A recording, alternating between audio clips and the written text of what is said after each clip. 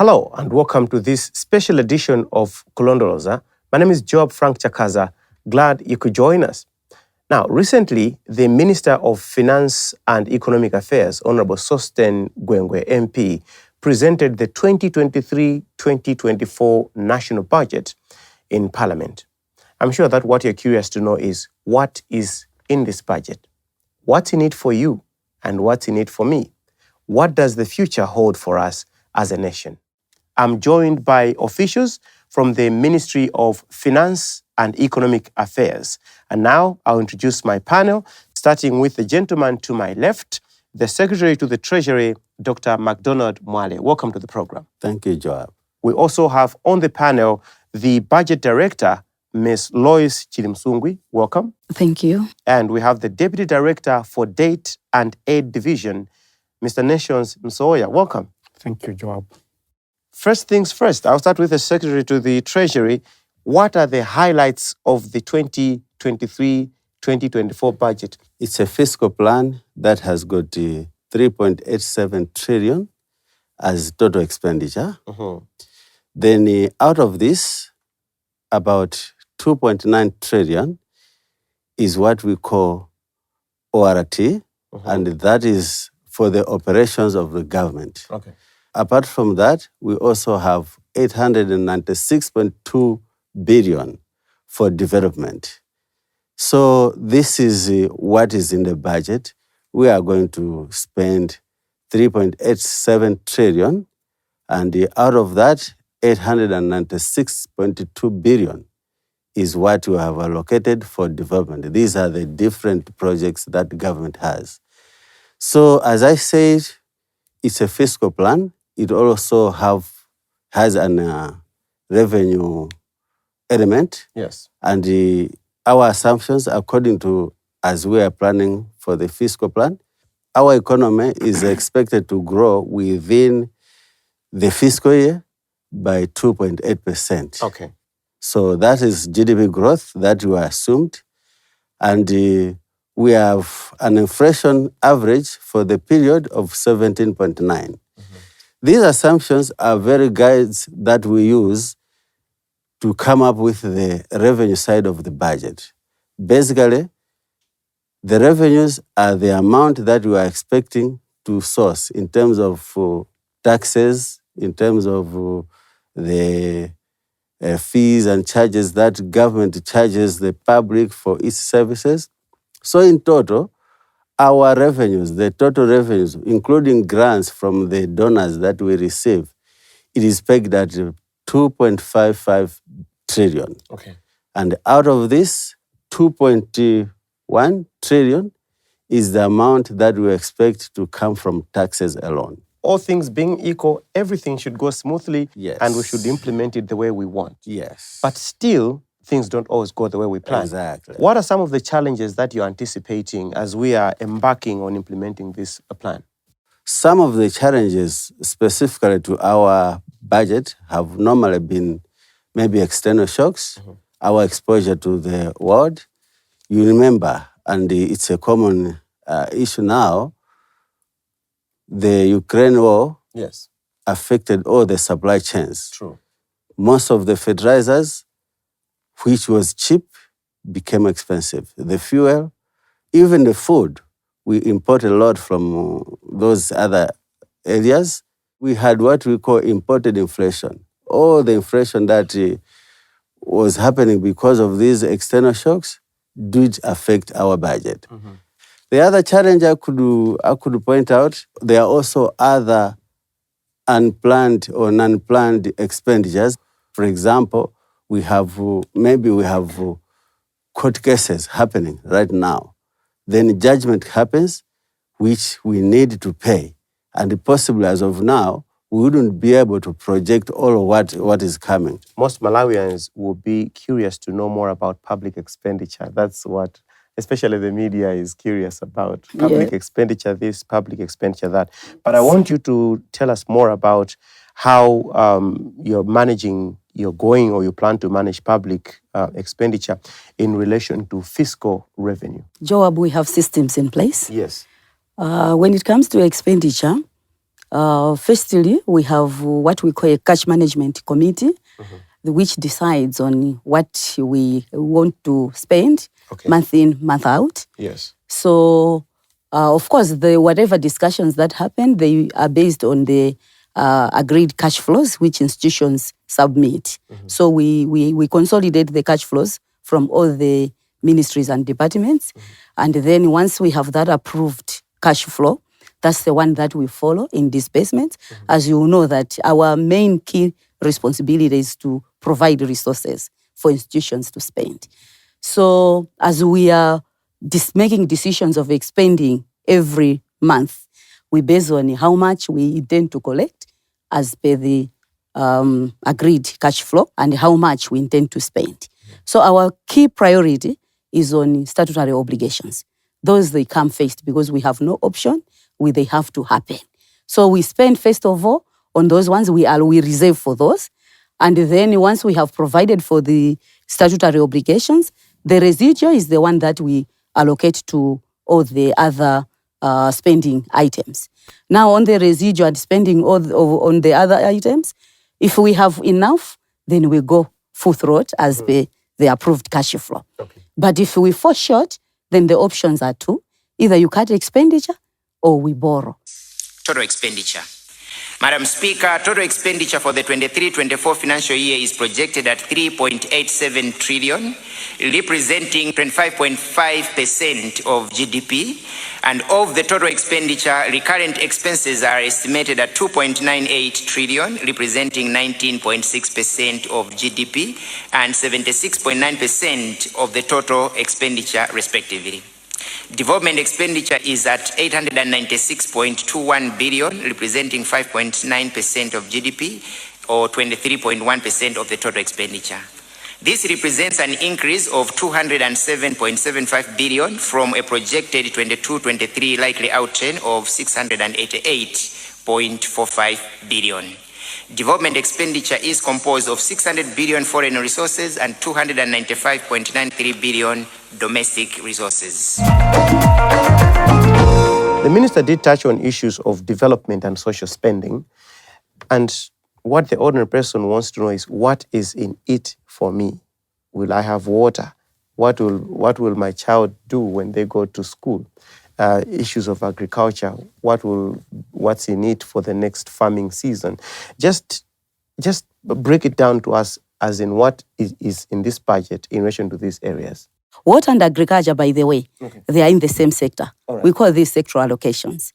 So agriculture and water, we have allocated 455 billion, which is 11.7% of the whole budget. That's the water and agriculture-related expenses. For education, as you know, human capital development is very key. So it continues to have a largest share. It has 15.5%, and that's 603 billion allocated to education and water. Energy, which is very key, energy, industry and tourism, that one has 52 billion. And then the healthy sector has 330 billion. With finally, on transport, we have 253 billion. So if we add up these numbers, Joab, you see that the 3.8 trillion is spread across that way. ST, the issue of mega farms has been on the mouths of many people, government and ordinary Malawians alike. Let's just try to align our conversation to that. Maybe just highlight how you think the mega farms are going to transform the economy of Malawi. We have now classified mega farms as a priority industry, which means if you have a mega farm of a designated hectareage amount, you can access maybe importation of some of your equipment, maybe VAT-free. The details will come out, but it is one of the priority industry, and even the taxes will be slightly lower than if you were in another industry. I see. As of now, the budget has only still used some of our institutions like Green Belt Initiative or Green Belt Authority We have given them resources to enhance what they are already doing now. They have already opened a few areas of cotton, maize, and wheat. They have done that already, but in this next budget, we have also allocated a few amounts of resources for them to enhance that. You remember, we also supported the MDF. They have farms, and they have planted a lot of maize this year with that support, and even the prisons. Now let's move to Budget Director. You can't talk about development in local councils without talking about the Constituency Development Fund, the much venerated Constituency Development Fund, and then, of course, the District Development Fund. Just tell us how these are going to be, how we're going to make sure that these are promoting service delivery, the DDF and the CDF. In terms of making sure that money is being put to good use, centrally from our side is we encourage community participation. The transparency aspect is very key. Apart from the community participation, we also encourage, citizen engagement. Projects should be the ones that will reflect what people need on the ground and not just imposed. Then it becomes a problem. So these are the issues that we are trying to promote. And therefore, for example, the current budget that is coming, we have CDF, as you have indicated, which is at 19 billion. And we also have, actually, most important that people should also know is that we are also rehabilitating district hospitals. That component has roughly 14 billion is allocated for rehabilitation. And actually, you will recall that earlier on I had mentioned of sectoral allocations, where I was talking water, agriculture. The same sectoral allocations also happen even in councils. So they are in all those areas, are not left behind. The reason why we do sectoral allocation is to make sure that no area remains untouched. And actually, specifically for the center, I forgot to highlight in case people would want to appreciate what is it, as you had already indicated. We have, for example, Nkolongo Dam that is being constructed, that's underwater, as one major issue I can mention. Another issue is under education. We have Mbera University. People have been talking about it. We have provided resources. So we are kickstarting on that project. And many more, Joab, they are in the budget. In order to reduce the cost of borrowing for micro, small and medium enterprises and the youth, collateral instruments under the Personal Property Security Registry for loans up to 10 million will now be exempted from stamp duty. This measure will also promote the use of movable assets as collateral. Listening attentively, I noted that the government has introduced in this budget, or rather in this new year, the promotion of micro, small, and medium enterprises. Why exactly that? For any economy to develop, it starts with our small and medium enterprises. They need to be empowered to do more, to manufacture, to produce, not only grow or produce, but value addition. The purpose is for us to be able to, not to import even small things that our own companies can do. We are doing that specifically to make sure that we increase on our exports and reduce on our imports on issues that we can really do internally. And therefore that will be in line with the Buy Malawian, product as well. And not only that, this is also in line with the Malawi 2063 MIP1, because in there, I think economic growth, which MIP1 is advancing.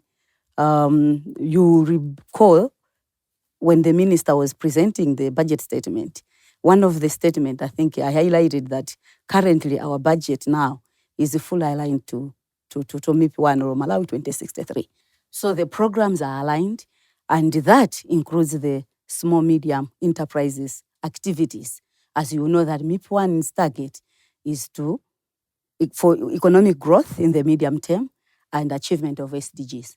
On alignment, even the current budget, I think I would summarize that in terms of the pillars and enablers.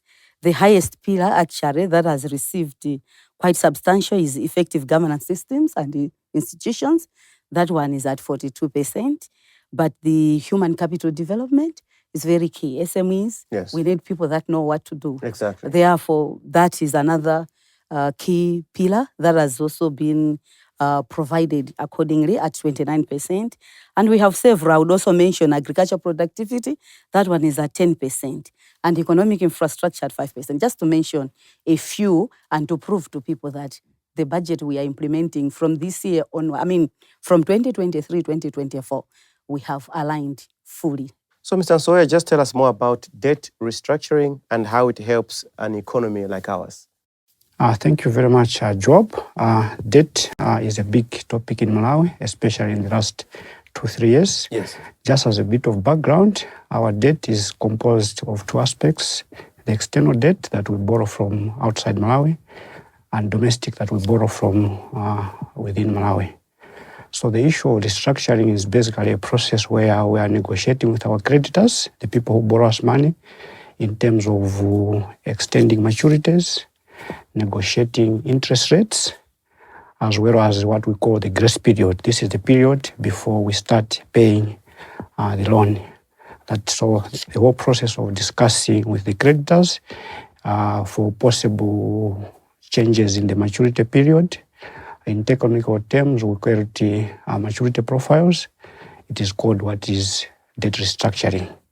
So what involves is that you are talking to our individual creditors, one by one, negotiating for an extension of 10 years here, 2 years here, a reduction of interest rate. Why would we need that? Does it mean the loan was poorly negotiated at the beginning, or? The loans were not badly negotiated, but Malawi finds itself in a bad position because over the last 5-6 years, the economy has experienced a series of shocks that have put us really in a difficult position.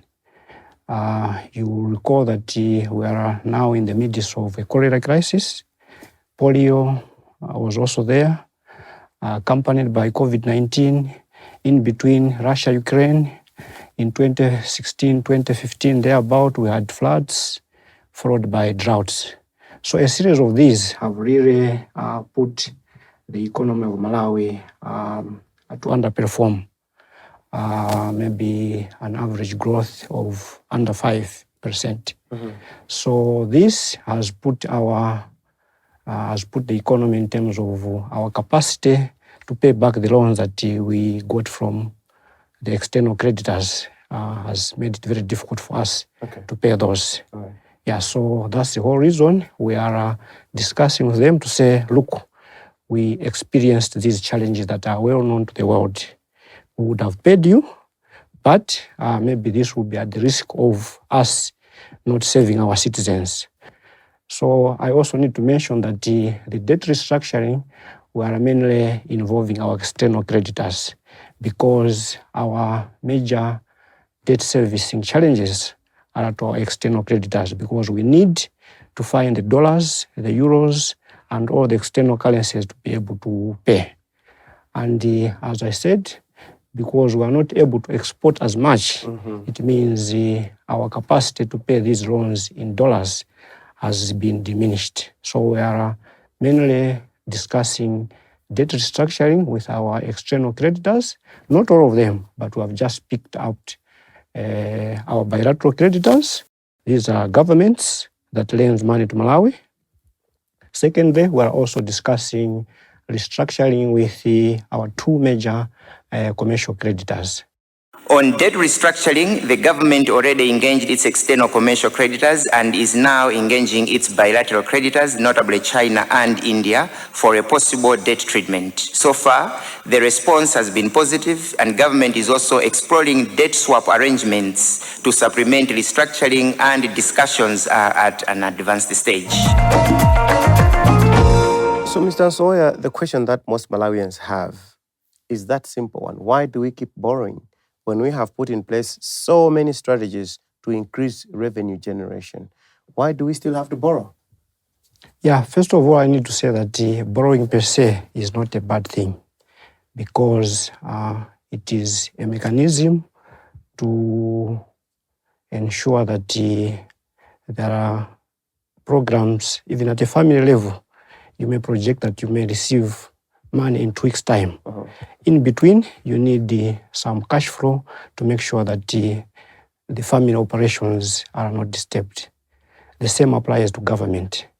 Our minister has presented a budget of around 3.7 trillion thereabout against the projected revenues and grants, which are much lower. So we come in to borrow to make sure that we finance the gap that has been is in the budget. But most importantly is that the borrowing, as has been explained, it is mainly used to finance what we call capital formation. As the economy, we just don't need to consume, but we need to grow. So we need to invest in infrastructure, in public services. So the borrowing has two aspects. One, to smoothen the cash flow needs of government, as we are waiting for maybe Malawi Revenue Authority to collect taxes. But at the same time, we need to make sure that these huge projects that demand a lot of money at once are well financed. So basically, borrowing serves those two purposes: to help us grow the economy in terms of capital formation, build new roads, build new schools, hospitals, etc., etc. Secondly, it is meant to help us in a short term to make sure that we smoothen government cash flow, because MRA doesn't remits money to government periodically, maybe in a fortnight, but before a fortnight arrives, maybe you need to borrow to smoothen the government operations. Secretary Treasury, how do you wish to complement what Mr. Sawyer said? Basically, for Malawi, if you see how the debt has evolved, it's indeed an issue that, as of now, debt restructuring that we are looking for is just to give us a space. That's why we want to focus a lot in investing those areas that will help this country to generate forex. You know, one thing that is clear with our debt, it's not the amount that is a problem, but our capacity as a country to pay, because it is what he said, we are probably not generating enough exports, enough forex to pay. You know, these loans are from outside. So when we pay, we have to find dollars to pay. Yes. But as an economy, for a while, our exportation was very low, and we are not able to get enough forex to pay these loans. So we are trying to say, why, colleagues, as creditors, can you give us a breathing space? Instead of paying all of this to you, probably, can we maybe pay you less now in this period, and then we focus on investing in our country so that we boost this productive capacity, so that later on we should be able to pay without any problems. I think that's basically what debt restructuring wants to achieve. Ending this special edition of Kulondoloza today, where we're unpacking the 2023-2024 national budget as presented in Parliament by the Honorable Minister of Finance and Economic Affairs, Honorable Sosten Gwengwe, MP.